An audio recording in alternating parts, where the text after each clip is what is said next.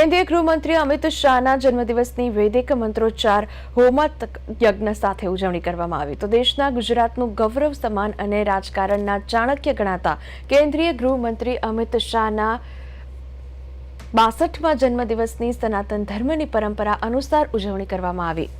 દેશભરમાં નૂતન વર્ષની હર્ષોલ્લાસ સાથે ઉજવણી થઈ રહી છે ત્યારે યોગાનું યોગ અમિત શાહ પણ 62મા વર્ષમાં મંગલ પ્રવેશ કરી રહ્યા છે। સનાતન ધર્મની પરંપરા અનુસાર મંગળવારે રાત્રે સત્તાધાર 4 રસ્તા પાસેના જોગણી માતાજીના મંદિર પર હનુમાન ચાલીસાનો હોમાત્મક યજ્ઞ કરવામાં આવ્યો હતો। અમિત શાહને શુભેચ્છા પાઠવવા તેમને દીર્ઘાયુ અને નિરોગી જીવન અને ઉત્તરોત્તર ઉજ્જવળ કારકિર્દી પ્રાપ્ત થાય અને તેમના પર હનુમાનજી મહારાજના સદાય આશીર્વાદ કૃપા વરસે તેવી પ્રાર્થના કરવામાં આવી હતી।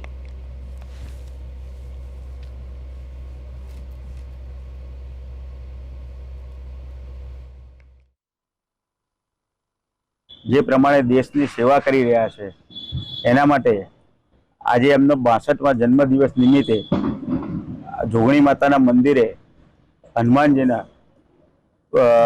ચાલીસાના પાઠ કરી એ આહુતિ આપી અને એમના આયુષ્ય માટે અને નિરોગી રહે એના માટે અને દેશની આવી જ રીતે સેવા કરતા રહે એના માટે આ યજ્ઞ કરવામાં આવ્યો। યુવાનો, દેશના યુવાનો ભારતીય જનતા પાર્ટીના સંગઠનના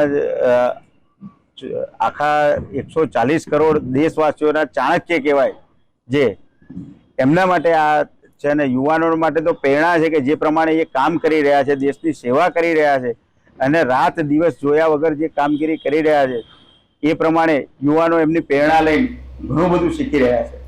એક માર્ગદર્શક છે।